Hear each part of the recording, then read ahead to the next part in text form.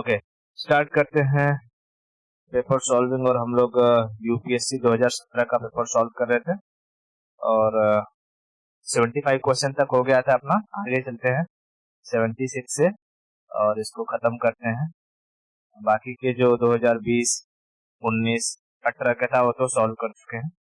ठीक है, तो देखते हैं 76 क्वेश्चन नंबर 76 क्या कहता है। 76 कहता है, क्वेश्चन दिखाई दे रहा है ना? हेलो, हाँ। कह रहा है कि consider the following statement in the election for Lok Sabha और state assembly the winning candidate must get at least 50% of the votes polled to be declared elected. क्या ऐसा है क्या? लोकसभा या स्टेट असेंबली में कोई कैंडिडेट जीत गया है, उसके लिए क्या एट लीस्ट कम से कम 50% वोट की ही जरूरत रहती है क्या?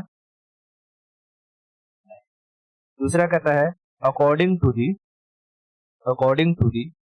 provisions laid down in the Constitution of India, in Lok Sabha, the Speaker's post goes to the majority party and the Deputy Speaker to the opposition. क्या ऐसा भी है कि स्पीकर वहीं से बनेगा जिसकी सरकार बनेगी? ऐसा भी नहीं है। ठीक है, स्पीकर तो वहाँ पार्लियामेंट के लोग मिल करके आपस में चूज करते हैं कि भैया हाँ अच्छा किसको स्पीकर बनाया जाए। ठीक है, तो वहां से होता है, जरूरी नहीं कि जो जिसकी सरकार होती है वही का स्पीकर हो। ओके, तो ये दोनों ही स्टेटमेंट क्या है? गलत है। इसमें आंसर हो जाएगा नाइदर वन नाइदर।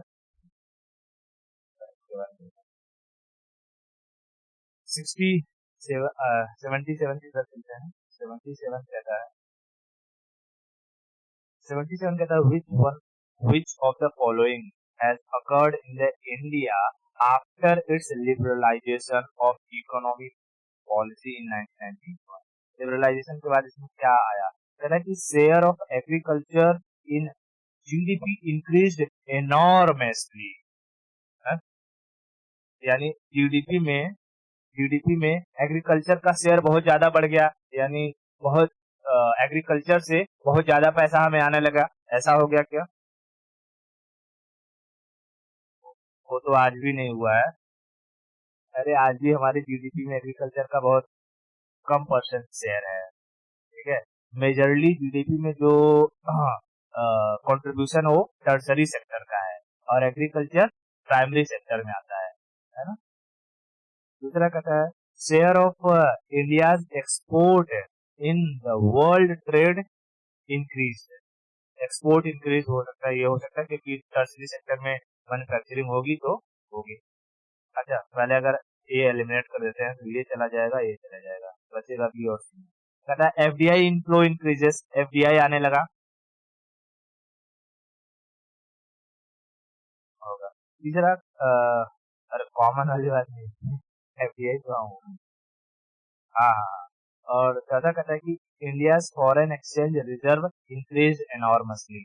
और एफडीआई आएगा तो फॉरेन एक्सचेंज रिजर्व तो बढ़ेगा ही बढ़ेगा, पैसा तो भैया आएगा। तो चौथा तो 2, 3 एंड 4।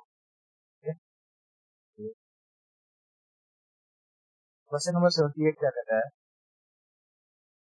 78 कहता है what is the application of somatic cell nuclear transfer technology. Somatic cell nuclear transfer technology, इसका क्या लेना देना है? प्रोडक्शन ऑफ बायो लैर्गिसाइड्स है, या मैन्युफैक्चरिंग ऑफ बायोडिग्रेडेबल प्लास्टिक से, या रिप्रोडक्टिव क्लोनिंग ऑफ एनिमल से, या production of organisms free of disease. Production of organism free of disease.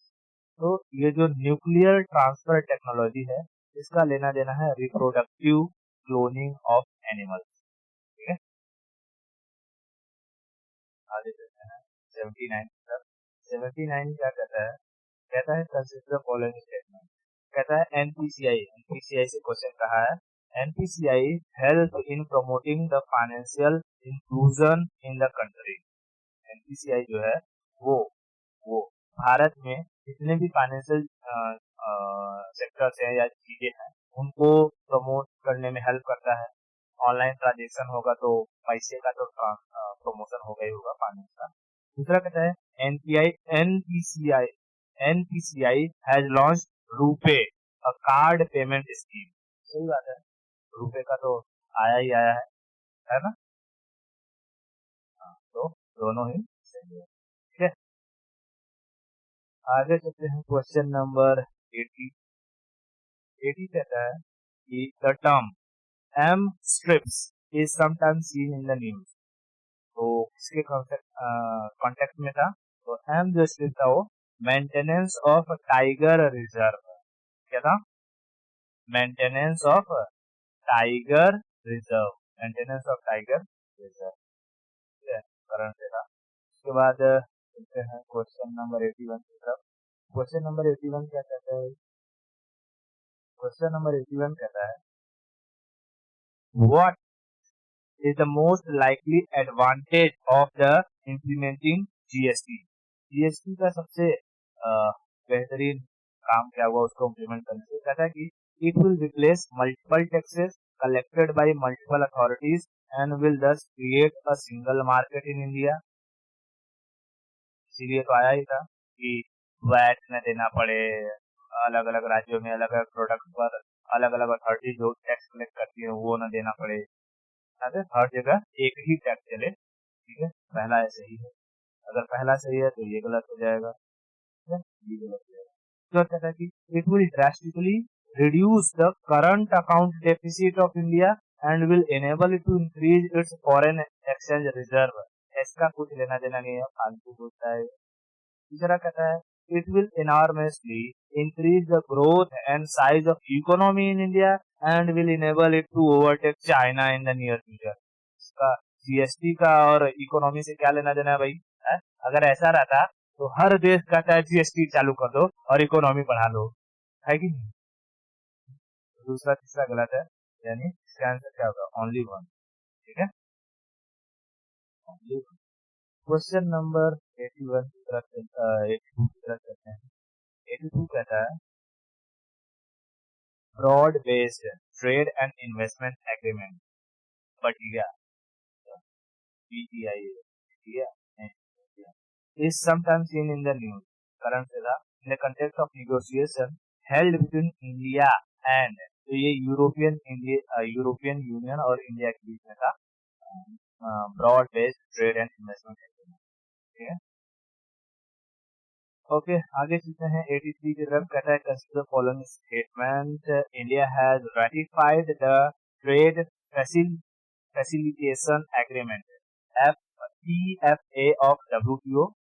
ठीक है, और दूसरा कहता है कि India is a part of WTO Bali ministerial package of 2013. तीसरा कहता है कि TFA came into the force in जनवरी 2016. तो ये जनवरी 2016 में फोर्स में आया है. ये आया था नहीं, ये 16 कहता है ये इसको लागू किया गया था फरवरी 2017 में. ठीक है, तो इसमें ऑप्शन ये गलत है तीसरा, और तीसरा गलत है तो 1 and 2. 83 से 84 तक चलते हैं. 84 कहता है what is the importance of developing Chabahar port by India. India ने चाबहार पोर्ट को डेवलप किया है तो किस लिए? तो चाबहार पोर्ट कहाँ पर डेवलप किया है इंडिया ने? पाकिस्तान में ग्वादर पोर्ट है, ईरान में चाबहार पोर्ट है. ठीक है, ईरान में. तो क्यों किया है? कहता है कि India trade with African country will enormously increase. तो अफ्रीका में जाने के लिए हमें जो कि चाबहार की क्या जरूरत है कि नहीं? उसके बाद दूसरा कहता है India relation with oil producing Arab country will be strengthen. उससे भी कोई लेना देना है. अरब को जाने के लिए तो हम रेड सी से घुस जाएंगे. है? तो उसके बाद कहता है कि India will not depend on Pakistan for access to the Afghanistan and central Asia. Option number C the right answer. आगे चलते हैं क्वेश्चन नंबर 85 की तरफ। 85 कहता है in India it is legally mandatory for which of the following to report on cyber security incidents. In India, it is legally mandatory for which of the following to report on cyber security। कहता है कि service provider को बताना है, data centre को बताना पड़ेगा, या जो बॉडी कॉर्पोरेट्स हैं उनको बताना पड़ेगा। तो इसमें से तीनों ही जो चीजें हैं, सर्विस प्रोवाइडर हो, चाहे डेटा सेंटर्स हो, चाहे बॉडी कॉर्पोरेट्स हो, जहां से भी इंटरनेट का कनेक्शन आता है लोगों तक, उन सबको अगर साइबर से रिलेटेड कोई भी इशू हो रहा है तो वो साइबर सेल को बताना पड़ेगा। ठीक है, तो यहाँ ऑप्शन 1 2 है। 86 की तरफ चलते हैं। 86 क्या कहता है? 86 कहता है, बहुत बढ़िया क्वेश्चन है, कहता है right to vote and to be elected in India is. क्या ये फंडामेंटल राइट है? क्या ये नेचुरल राइट है? क्या ये कॉन्स्टिट्यूशनल राइट है? क्या ये लीगल राइट है? और आज ही मैं इसके बारे में चर्चा कर रहा था। ये एक लीगल राइट है। ठीक है, ये क्या है? लीगल राइट है। ओके,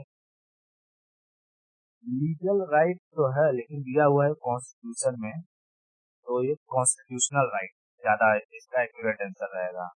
ठीक है, लीगल तो है,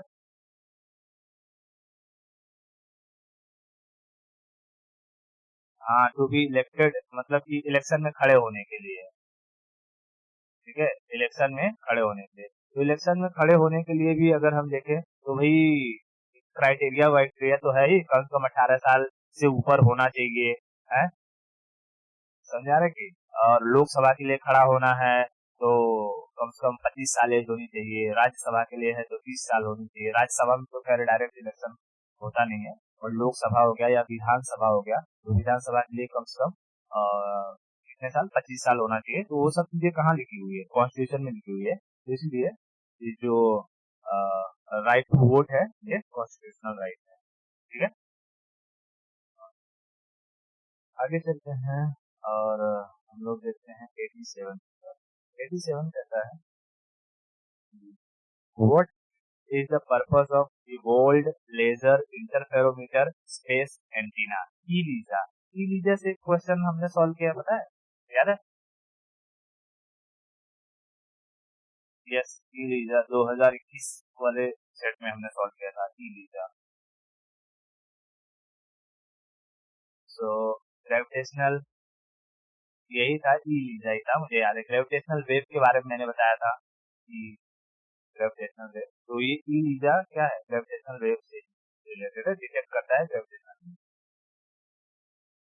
ईलीजा ही है, बस देख लेना हो। ठीक है, 88।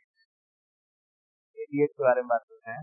What is the purpose of Vidyanjali योजना? अभी भी स्क्रीन से आया हुआ है, विद्यांजलि योजना का क्या पर्पस है? तो भैया कहता है कि to enable the famous foreign educational institutions to open their campus in India. क्या ये है? तो नहीं, विद्यांजलि योजना का ये पर्पस नहीं था। दूसरा, to increase the quality of education provided in government school by the taking help from the private sectors and the community. तो ये वाला इसका जो है, ये सही था कि विद्यांजलि का इस्तेमाल, योजना का पर्पस था कि जो एजुकेशन में क्वालिटी है उसको इंक्रीज किया जाए गवर्नमेंट स्कूल वगैरह में, इसकी हेल्प लेकर के, प्राइवेट सेक्टर्स की या कम्युनिटीज की हेल्प लेकर। ठीक है, तो इसमें अगर हम देखते हैं तो इसका आंसर ओनली क्या है? 2 है, बाकी तीसरा भी इसका क्या है? गलत है। ठीक है, आगे चलते हैं और समझते हैं 89 की तरफ। 89 क्या कहता है? 89 कहता है what is the aim of the program Unnat Bharat अभियान। ये भी देखो सब स्क्रीन से पूछा है। तो उन्नत भारत अभियान का जो मेन मोटो था वो था connecting institution of higher education with local communities to address develop challenges through appropriate technology. इसका आंसर क्या था? ठीक है, अब स्कीम है तो स्कीम में क्या ही डिस्कशन कर सकते हैं, कोई टॉपिक तो है नहीं करंट। आगे चलते हैं क्वेश्चन नंबर 90। 90 कहता है consider the following statement the election commission of India is a 5 member body है। इलेक्शन कमीशन ऑफ इंडिया क्या 5 मेंबर बॉडी होती है? तो बिल्कुल नहीं, 3 मेंबर की होती है। इलेक्शन कमिश्नर होता है और उनको असिस्ट करने के लिए 2 डेप्यूटी इलेक्शन कमिश्नर होते हैं। तो पहला गलत हो गया, तो अगर पहला गलत हो गया देखते हैं एलिमेंट हो रहा है। दूसरा है union ministry of home affairs decides the election schedule for the contact of both general election and by election. ठीक है, तो क्या यूनियन मिनिस्ट्री डिसाइड करेगा कि इलेक्शन कब होने हैं? हाँ, बिल्कुल नहीं। तो दूसरा भी गलत है, दूसरा गलत, ये भी गलत, यानी कि बचेगा election commission resolve the dispute letting split या merger of the recognised political party. आगे चलते हैं क्वेश्चन नंबर 91 की तरफ। और 91 क्या कहता है जी? 91 कहता है in India if a species of tortoise is declared protected under Schedule 1 of the Wildlife Protection Act 1972, what does it imply? इसका क्या मतलब है? कहता है कि it enjoys the same level of protection as the tiger। तो 1972 में जिसको रखा जाएगा वो सारे के सारे चीजें, क्योंकि टाइगर को बचाने के लिए 1972 का एक्ट लाया गया था। ठीक है, तो जितनी ही चीजें 1972 एक्ट के अंदर रखी जाएंगी शेड्यूल 1 में, वो सब को सब उतना ही महत्व दिया जाएगा जितना टाइगर को। ठीक है, तो ऑप्शन 1 क्या है? ठीक है, आगे चलते हैं क्वेश्चन नंबर 92 की तरफ। और 92 कहता है in India judicial review implies. कहता है जुडिशियल रिव्यू कहाँ इम्प्लाई होगा भाई? जुडिशियल रिव्यू के बारे में पढ़ लेते। कहता है the power of judiciary to pronounce upon the constitutionality of laws and executive order. दूसरा ये क्या कहता है? ठीक है, दूसरा कहता है, पहला फिर से कहता है कि the power of judiciary to pronounce upon the constitutionality of law and executive order. ठीक है, यानी कि अगर कोई चीज है कॉन्स्टिट्यूशन से रिलेटेड है तो वो जुडिशरी के पास पावर है कि वो चीज को देख सकता है। कॉन्स्टिट्यूशन से रिलेटेड कोई गड़बड़ी है, ठीक है, तो वो जुडिशरी देख सकती है। दूसरा कहता है the power of judiciary to question the wisdom of the law enacted by the legislature. ठीक है, कि क्या जुडिशरी इस पर सवाल उठा सकती है कि तुमने जो लॉ इम्प्लीमेंट करवाया है उसकी कितनी काबिलियत है कितनी नहीं। जुडिशरी सिर्फ ये देखती है जो लॉ इम्प्लीमेंट हुआ है वो कॉन्स्टिट्यूशनल है या अनकॉन्स्टिट्यूशनल है। अगर अनकॉन्स्टिट्यूशनल रहता है तो जुडिशरी उसे रद्द कर देती है, और कॉन्स्टिट्यूशनल रहता है तो फिर वो लॉ, जैसे फार्मर बिल कॉन्स्टिट्यूशनल था, उसमें अनकॉन्स्टिट्यूशनल कोई भी चीज नहीं थी, इसलिए जुडिशरी उस पर कोई हस्तक्षेप नहीं किया। बाद में गवर्नमेंट के कहने पर ही उसे वापस लिया गया, सारा का सारा प्रोसेस किया गया। ठीक है, जुडिशरी ने उसमें कोई हाथ नहीं डाला था। तो इसमें जो जुडिशियल रिव्यू का इसमें ऑप्शन ए सही है, तो बाकी सारी चीजें सही है, गलत है। ठीक है, आगे चले,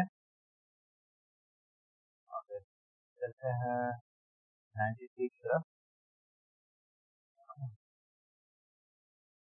अब इसमें ना ये डी वाला ऑप्शन भी थोड़ा थोड़ा हो सकता है कि जैसे the power of the judiciary to review its own judgement given earlier in the similar different cases.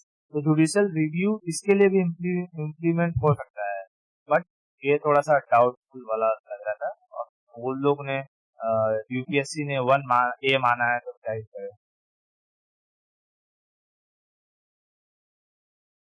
कि यहाँ ये ज्यादा वो लगता है कि हाँ ठीक है, जैसे रिव्यू कोई करता है तो उसका हम लोग ये देते हैं ना कि हाँ पिछले केस में ऐसा हुआ था तो इस केस में भी इसको इम्प्लीमेंट किया जा सकता है। तो कौन सा मूवी था उसमें देख दिखाया था थोड़ा। हाँ, भी मारे। तो 93 कहता है with reference to the Indian freedom struggle consider the following event. कहता है कि mutiny of royal Indian navy. दूसरा है क्विट इंडिया मूवमेंट लॉन्च, और सेकेंड राउंड टेबल कॉन्फ्रेंस। बता सकते हैं सेकेंड राउंड टेबल कॉन्फ्रेंस कब हुआ था?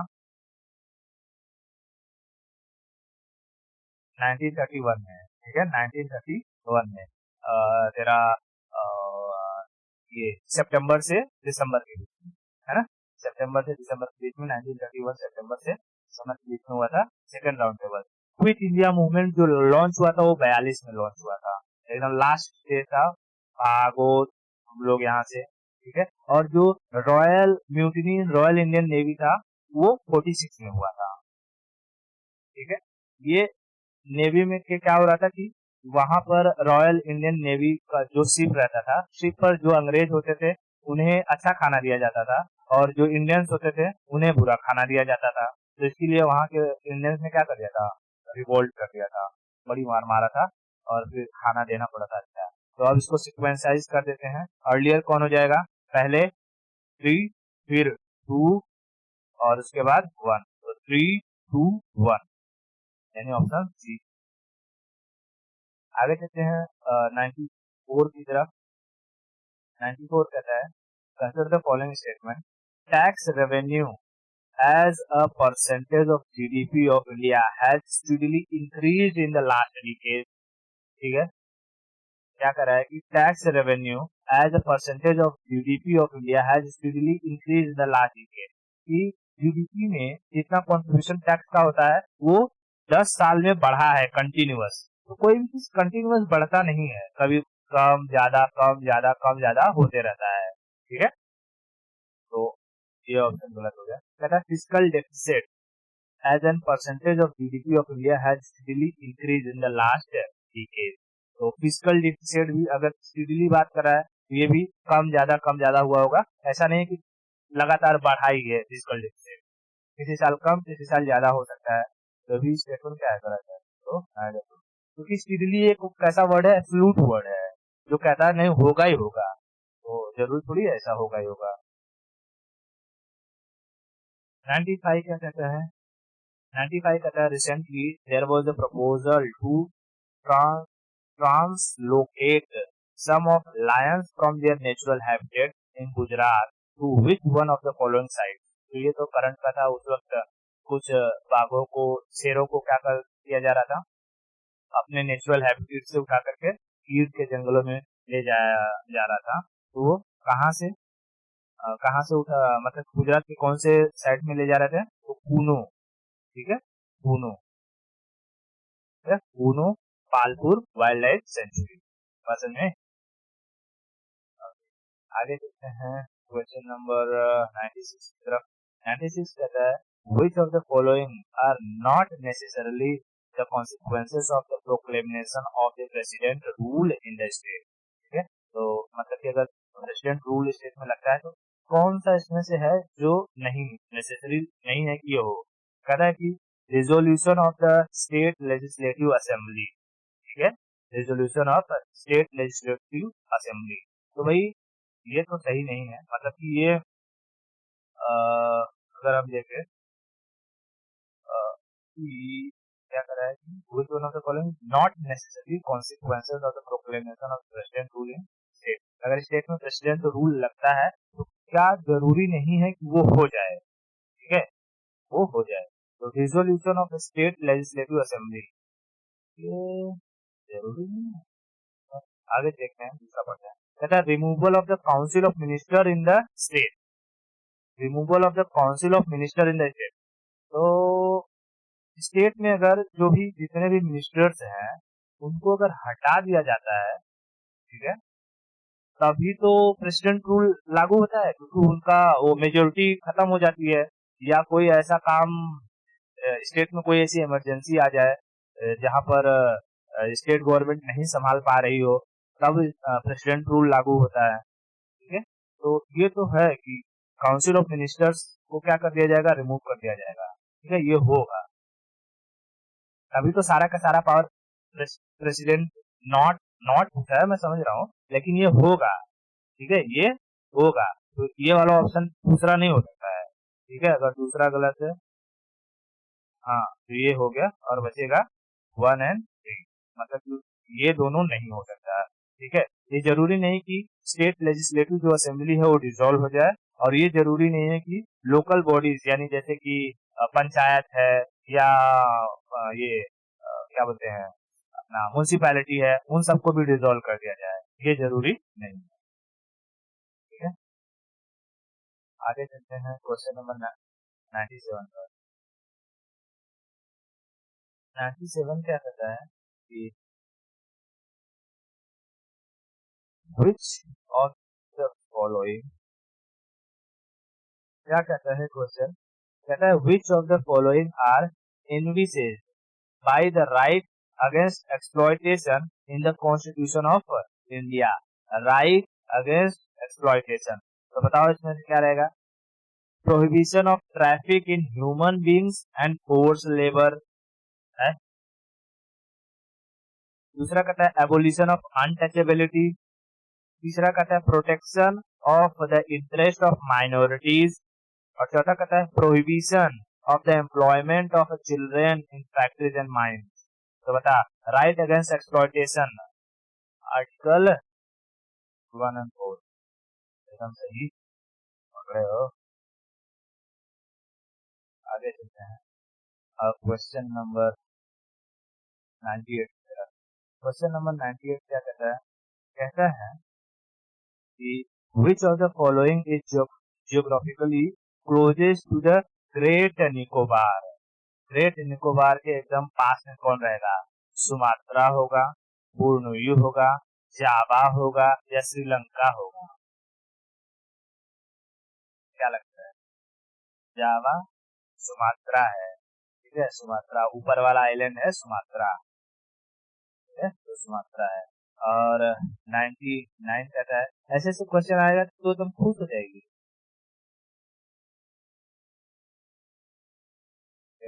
क्वेश्चन कहता है out of the following statement choose one that brings out the principle underlying the cabinet from the cabinet form of government. ठीक है, कहता है कि out of the following statement choose the one that bring out the principle underlying the cabinet form of government। कह रहा है ये कि an arrangement of minimizing the criticism against the government whose responsibility are complex and hard to carry out to the satisfaction of all। दूसरा कह रहा है कि a mechanism for speeding up the activities of government, those responsibility are increasing day by day। तीसरा कह रहा है कि कैबिनेट फॉर्म ऑफ गवर्नमेंट का ये एक मैकेनिज्म है, a mechanism of parliamentary democracy for ensuring collective responsibility of the government to the people. और चौथा कह रहा है कि a device for strengthening the hand of the head of the government whose hold over the people is in the state of decline। तो cabinet form of government का मतलब है कि ये एक mechanism of parliamentary democracy for ensuring collective responsibility of government to the people. ठीक है,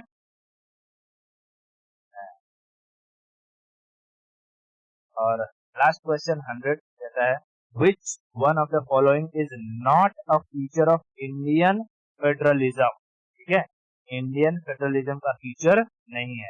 कहता है कि there is an independent judiciary in India. तो भैया फेडरलिज्म में इंडिपेंडेंट जुडिशरी होना बहुत जरूरी है, ये है, ठीक है, ये फीचर है। दूसरा कहता है power have to be clearly divided between centre and state. ये तो होता ही होता है, ये है। तीसरा कहता है the federating unit have been given unequal representation in the Rajya Sabha। क्या कर रहा है, the federating unit have been given unequal representation in the Rajya Sabha। सही बात है, राज्यसभा में देखेगी तो अलग अलग जगहों से लोग आते हैं। 1/6 गवर्नर चूज कर देता है ना, 1/3 जो कि यहाँ से राज्यों से आ जाते हैं, 1/3 जो कि एमपी से आ जाते हैं, 1/12 देखेगी तो स्टूडेंट चूज कर देते हैं, 1/12 देखेगी तो तुझे ये पंचायत वगैरह से आ जाते हैं। तो अलग अलग अनइक्वल रिप्रेजेंटेशन दिया गया है राज्यसभा में, है ना, तो ये वाला है। ठीक कहता है it is the result of an agreement among the federating unit. It is the result of an agreement among the federating unit, ये पता नहीं क्या करा है, ये ही नहीं है। ठीक है, बाकी चीजों के बारे में तो हमको समझ में है कि हाँ ये सब चीजें होती हैं और हैं भी फेडरल इंडियन फेडरलिज्म में। ये पता नहीं क्या कह रहा है, तो हम यहाँ ऑप्शन ऑप्शन तो है नहीं, चूज करना है। तो ई क्या है, ई नहीं है। ठीक है, it is the result of the agreement among the federating unit. बात समझ में आएगी। और इस तरीके से हमारा 2017 का 100 क्वेश्चन यूपीएससी एग्जाम्स का खत्म होता है। हम नेक्स्ट लेक्चर में हम 2016 करेंगे, 2016। ओके।